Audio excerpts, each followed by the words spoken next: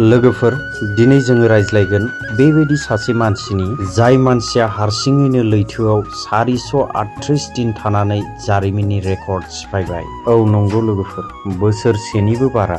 गोजौथिं खुला अखोरां, सारिगिदिं स्रि स्राय, गिथावना लैथो। ना खाथियावनो हाब्रां, ना सोरनिबा मदद। बास गंसेल' बायला जिला नाव, जेरैथिंबो दैनि दोहौ, थैनायनिल' लामा। खालि सानसेनि थाखायल' ना हमनो ओंखारलांदोंमोन, नाथाय लैथोआ 438 दिन गावनि कब्जायाव लाखिबाय। ना जाग्रायानो दंमोन, ना दै, ना उखुम, ना मानसि। थांनानै थानायनि आसा लाथिख'। थैनाया गेरेन्टि 100%। बे नावआव सानै दङमोन। मास मोनब्रैनि गेजेराव सासेया जोबथा हां बोबाय आरो सासेया थैनायखौ नारगारहरबाय आरो जिन्दगीनि रुगुंसिम सफैबाय। लोगोफोर, एसेबां गोबाव बे मानसिया गावखौ माबोरै गोथाङै लाखिखो?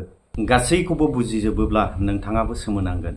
नाथाय लोगोफोर, भिडिअखौ शुरू खालामनायनि सिगां नोंथाङा बे चेनेलाव गोदानैब्ला चेनेलखौ साबस्क्राइब खालामना हो, जेराव साबस्क्राइब बटना नोंथांनि थाखाय बिलकुल फ्रि जायो। आरो हा लोगोफोर, आङो बे बाथ्राखौबो नोंथांमोननो शेयार खालामहरनो सानदों। गोबांनि गेजेराव सासे व्यक्तिखौ आङो नुनो मोनदों, बिथाङा सोंथि खालामहरदों जे एसेबां गिदिर लैथोआवहाय बिनि काहानिखौ सोर भिडिअ शुट खालामखो होननानै। नोंथाङा मोजाङैनो खोनासंना लादो। बे भिडिअखौहाय मोनसे महर होनो थाखाय गुबुन गुबुन मुभिफोरनिफ्राय क्लिप्सखौ बोखांनानै सोसनदेरनाय जायो, जेन' बे काहानिया आरो साबसिनबाव जानायनि थाखाय। आरो सासे व्यक्तिया सोंहरदों, एसेबां दैनि गेजेरावहाय बियो मानो अखा हादैखौहाय नाजावनानै लोंनो गोनां जाखो? बेबायदि कमेन्टआव सोंथिबो हरनाय आङो नुनो मोनदों। निस्सय नोंथांमोनाबो चेकआउट खालामदोंब्ला नुदों जानो हागौ।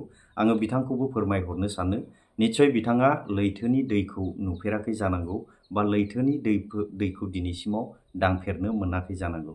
दा लैथोनि दैया अरायबो गोबाब जानानै थायो, बियो लोंग्रा दै नङा। बिनिखायनो अखा हादैखौ नाजावनानै लोंनायनि बे स्ट'रियाव दङ।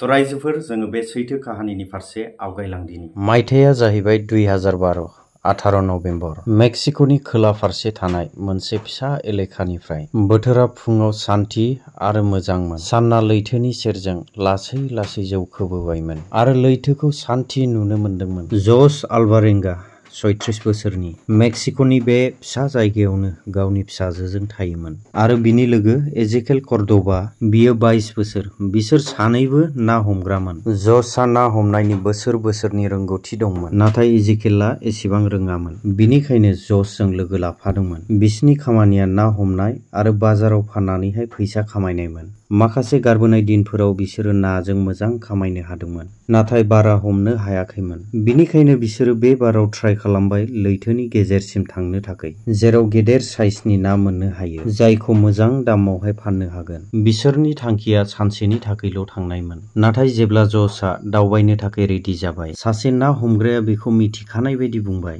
दिनै दाथांसै, लैथोनि थासारिखौ मोजां नुवाखै होनना। नाथाय जसआ बिनि बाथ्राखौ सिरियास लायाखै। जों बास माखासे घन्टायावनो फैफिनगोन, गोख्रै हमगोन, गोख्रै फानगोन, गोख्रै खामायगोन।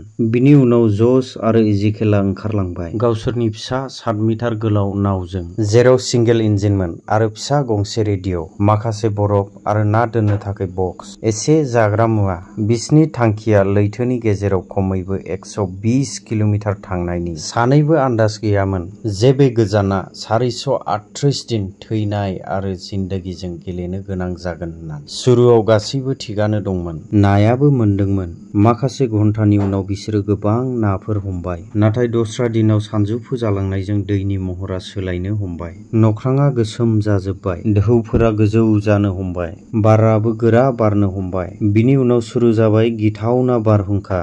ओरैबायदि बारहुंखा, रानिं साननै सोलिबाय आरो बिसिनि खाफालखौ सोलायनानै दोनबाय। नावआ दोहौजों बुसोमलांनो हमबाय, इन्जिनाबो बन्द जाबाय, रेडिअ'आबो गाज्रि जाबाय। दा बिसोरनियाव सोरनोबा फोरमायहरनो राहायानो गैला, ना हाब्राङाव ना बबेबा जाहाजाव। बारहुंखाया ओरैबायदि खाथ्रामोन जे दोहौआ बिसिनि साजों थांनो हमबाय। जिउ बासायनो थाखाय नावआव दोननाय गासिबो नाखौ दैयाव गारहरफिनजोब्बाय, जेन' नावआ रेजें जायो आरो गोदोनायनिफ्राय बासायनो हायो।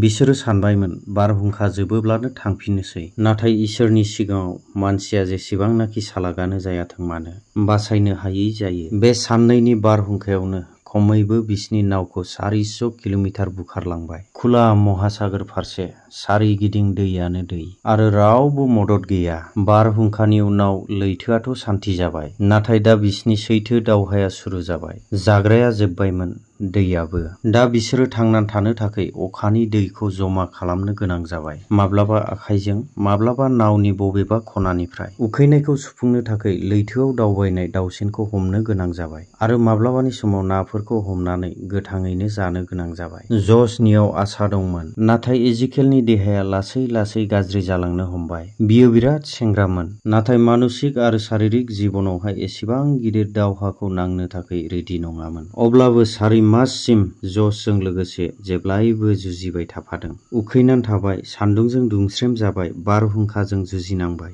आसाजों गोथाङै थाबाय। नाथाय मास मोनथामनि उनाव बिनि देहाया जेननाय लानांबाय। बिखौ बार बार बेमाराबो नारख्रेबबाय आरो रायज्लायनायाबो बन्द जालांबाय। जशआ बार बार नाजाबाय जे गावजों लोगोसे गोथाङै लाखिनो, नाथाय बे लैथोनि गेजेरावहाय रावबो डक्टर गैया आरो मुलिबो गैया आरो जेबो राहाबो गैया। नाथाय सानसेखालि इजिकेलआ अरायनि थाखाय हां बोबाय। जशआ बिनि देहाखौ हारसिङैनो लैथोआव बिदाय हरनो गोनां जाबाय। बेजों लोगोसे जेराव 4 माससिम जयैनो दंमोन, दा बियो थायाखिसै। जशआ हारसिं जाबाय। जशआ मिथियामोन जे बियो आरोबाव 9 मास थानांबावगोन, जेराव ना लामा दङ, ना हाब्रां, ना रायज्लायनाय, खालि गंसे नाव, दै आरो जेब्लायबो थांनानै थानायनि जुजिनाय। जशआ दा बेलकुल हारसिं जाबाय। बेबायदि गंसे नावजों फासिबाय, ना हाब्रांखौनो मिथियो, ना थांखि, आरो बिनि सारिगिदिं जेरैबो थैनायनिफ्रायबो बांसिन सिरि स्राय। जेरैथिंबो गोथां लैथो। बे लैथोआ खालि गोथौल' नङामोन, बियो सिखारिसोमोन। बिनि हां खुंफ्रोमावबो नोजोर लाखिगासिनो। ना माबा मोनसे रायज्लायनाय, ना मानसिनि सेहेरा, ना माबा मोनसे आसा। खालि बोहैनायल', गुसु, अननाय गैयै। आरो बियो ओंखारलांनायनि नाजानायाव दुखुजोंनो सैसोनानै दंमोन। सानफ्रोमबो, मोनफ्रोमबो समाव बियो जशखौ बुजिहोदोंमोन जे खालि बे दावहाया उखैनाय आरो गांनायनिल' नङा। बे दावहाया मानसिनि सिङाव थानाय जिउनि दावहासो। लैथोआ बिनि मोदोमखौल' नङा, बिनि आत्माखौबो दांनो नाजादों। सानफ्रोमबो फुङाव बियो सिखारोब्ला सानो, जानो हागौ दिनैनो जोबथा दिन। आरो हरफ्रोमबो बियो न'खोरांथिं नायहरनानै सानो, मा बेनो आंनि जोबथा हर? नाथाय जेब्ला गासैबो आसाया बायफ्लेलाङो, अब्लाबो बेखौ मोनसे बुस्थुआ सानफ्रामबो गोथाङै लाखियो। बिनि फिसाजोनि मिनिनाय, बिनि महर, बिनि अनथावथाव आवाज। जेब्ला जशनि आत्माया मेंनो नागिरो, बियो जायखौ गोसोआव दं बियो हमथायो। नोङो जेननो मोना। नों थांनानै थानांगोन आंनि थाखाय। सान्दुङाव अर बायदि बिनि मोदोमा खामोमोन आरो हरनि गुसु बारा बिनि हारा मोदोमफोरखौ बोख्रबजोबनानै दोनोमोन। जानायनि थाखाय जेबो बुस्थु गैया, लोंनायनि थाखाय मोनामनाय दै, आरो लोगोसे सिरि स्राय, जायआ फाग्ला खालामनो नागिरो। जशआ माब्लाबा माब्लाबा हारसिङैनो रायज्लायो, गावखौनो फिननाय होयो। बियो बावलांनोबो हमबाय जे सैथो रावा माबायदि जायो। 6 मास जालांबायमोन आरो सानसेखालि सानजौफुनि समाव गोब्राब सान्दुंनि जोंनाया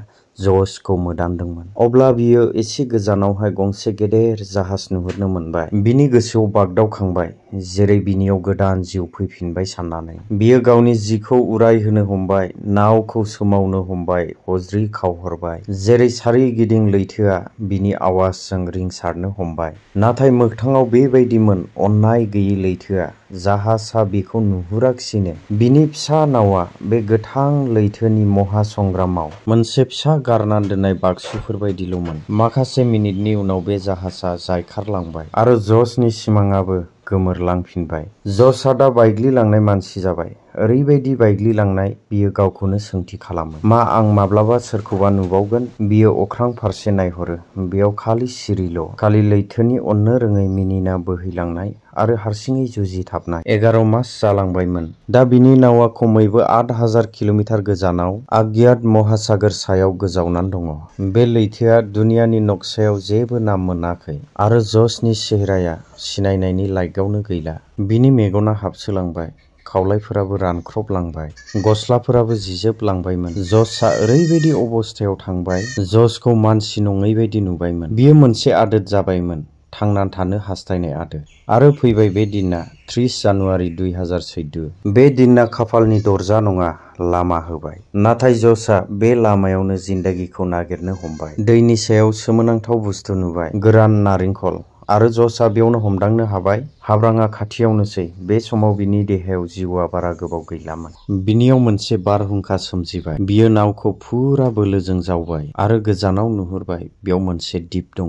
बेखौ नायनो थाखाय बिनि मेगना होसोबाय। दसे उनावनो बियो मार्शेल आइलेन्डनि खाथियाव सहैबाय। नावआ मैयासिमाव थैनायनि लामायावमोन। दिनै बेनो जिन्दागिनि उदैयाव लांगासिनोमोन आरो जसआ लैथोखौ जोबथा नायथिंबाय आरो लैथोआव बाज्रुमहरबाय। गासिबो दैनि दोहौखौ सानस्रिनानै बायनाय जिनाय मिथियालासे सानस्रिलांबाय थाबाय जेब्ला बिनि आथिंआ हाजों सौग्रावहैयो। लांदां आथिं, रानख्रबनाय मोखां, गिख्रंनायजों जेन' गाव गोदान जोनोमनि साखि जानाय बायदि। ओनसोलनि मानसिफ्रा खारबोबाय। बिनि मोखांखौ नुनानै गिखांनाय मोनबाय आरो सोंथि, बियो सोर जाखो? बबेनिफ्राय फैदों? जसखौ हस्पिटालाव लांनाय जाबाय। बिनि अजना 60 केजिनिफ्राय खमायनानै 38 केजिल' थाबाय।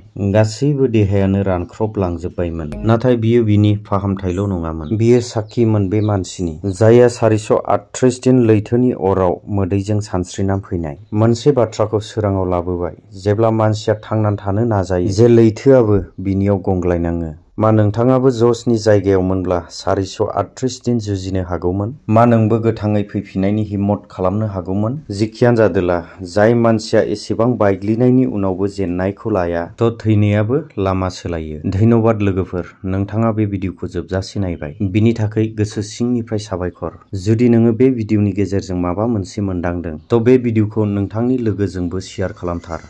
आरो चेनेलखौ साबस्क्राइब खालामनो दाबाव। बेबायदिनो लोगो मोनफिनगोन गोदान काहानिजों लोगोसे नोंथांमोनजों। आरो बे दुखुनांथाव काहानिजों लोगोसे बिसिमावनो आलादा जाथ'बाय आरो गोसो सिंनिफ्राय थेंक इउ।